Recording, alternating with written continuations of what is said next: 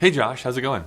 Hey Kyle, it's going pretty well. Oh, that's good. You know, you've been helping me a whole lot here at Media Lab. I thought maybe you could sit down with me here for just a moment and maybe answer some questions that I have. Sure. First off, when will you be a real boy? That is number one. I'm sorry, I just have to ask these questions. You are still currently going to school, finishing up actually, in fact. I was wondering if you could maybe just do an overview of your program. Like, what is your program actually about? So I'm taking the new media production and design program at SAIT, and it's basically It's a kind of broad course that teaching the ins and outs of everything from video production to web design. Is there something that you learned while you were in your program that you're so grateful that you learned about? Like, did you not wouldn't necessarily have tried before going to school? I don't know. A lot of things were solidified that I kind of learned outside, and actually working full time in graphic design and video as a summer student at my church actually last summer. So the summer between my 2 years of the program.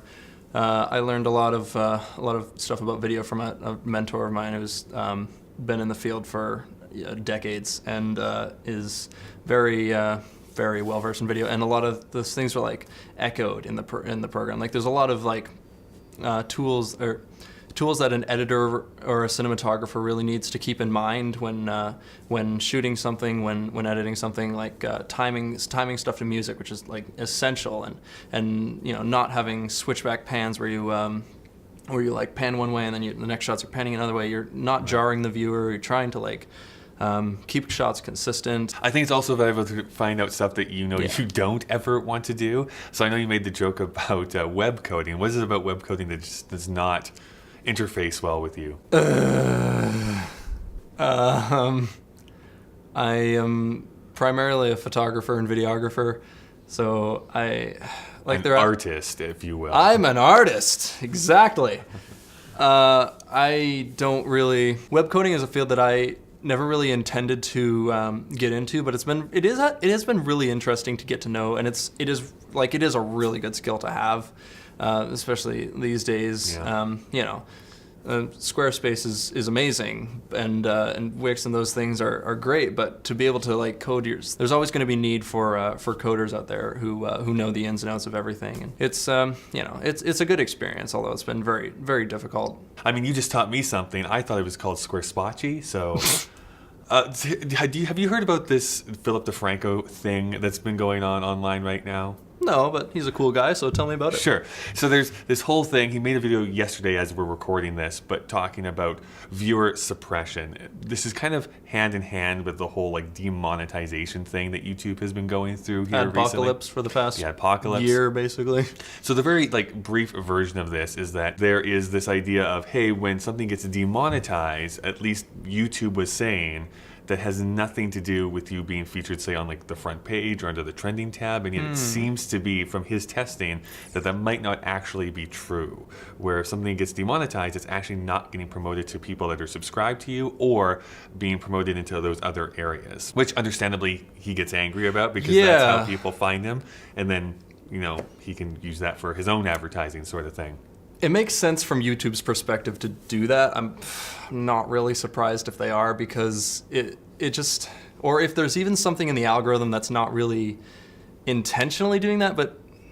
Well, the hard part about AI specifically, and this is what Phil kind of says, is that YouTube comes back with, the AI is learning that, yes, we want to have Phil's videos in the trending tab, yet he thinks like, well, I think the AI is actually being trained to not put my videos in there. And that's the issue, when there's not any real human looking at this or overviewing human curation. This, right, then if it's only left to AI, then there can be like weird and kind of damaging things that happen over the fact or over time. Yeah.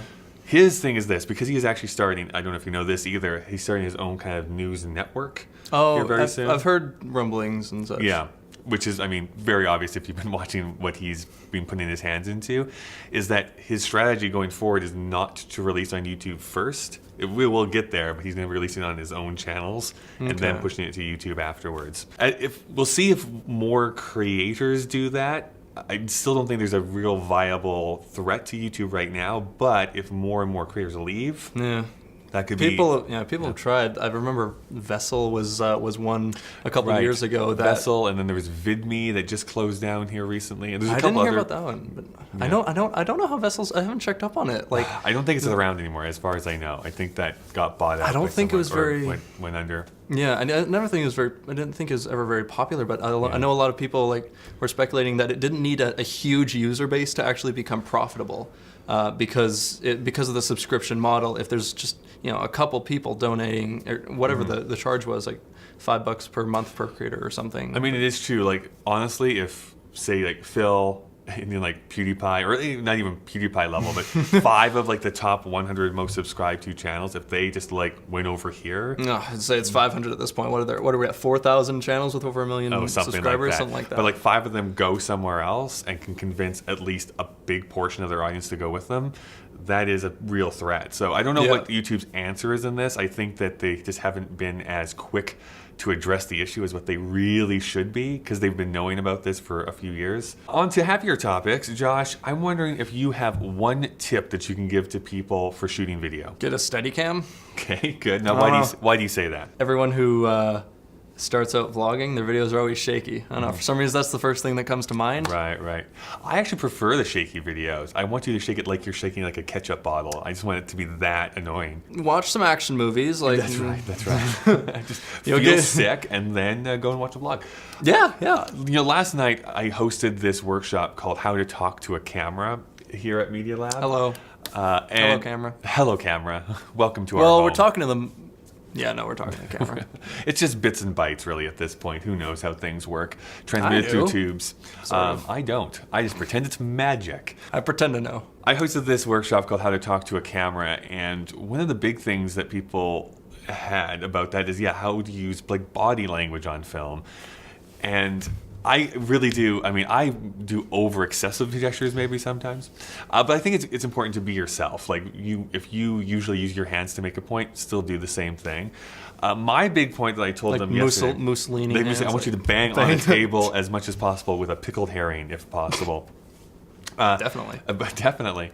The one piece of advice I gave to people, especially if you are someone who's doing an interview with someone else, or if you are a vlogger and you're sitting down to do so, do it like we are right now. Right now, right at this very moment, is either get a stool that's stationary or like this couch where it can't move. Rolly chairs are your biggest enemy, because absolutely 100%, even if you don't think you're going to do it, you're going to start to like shift back and forth. Unless like this you're Hank all the Green time. and it's 2009. Then it's acceptable, but still not ideal. Still not ideal. So I would recommend getting some sort of like stationary stool that you can sit on, and then that annoyance will kind of go away. One of the things you then don't have to worry about. That's a good tip. Sometimes that is a thing that I have a bit of an acting background, and as much as somebody my age can. And I was an understudy in Oklahoma. I'll have you know. Yes. That's right. The people fidgeting on stage is some of the most distracting things that's so hard to get out of your system when you're like, so many people like rock back and forth or like do stuff with their hands. I put my hand through my hair too much probably. And stuff transitions. It's the same thing for video. Like it's super It can be super distracting. Yeah, it can be. And you don't usually notice that you're doing it, so you got to be conscious of it. Yeah, like once or twice is fine. Like multiple, like dozens of times, then it starts to become an annoyance. Thanks for watching on whatever platform it is that this has been uploaded to. It's probably on several, and I'm sure we'll talk again soon. Maybe it's unsubbable. Yeah, it's probably unsubbable. No, not somehow. subbable. Vessel. Yeah. Vessel. Don't say subbable. I got the joke. My Patreon. But, yeah. It's probably on Vessel. It's probably on MySpace somehow. It's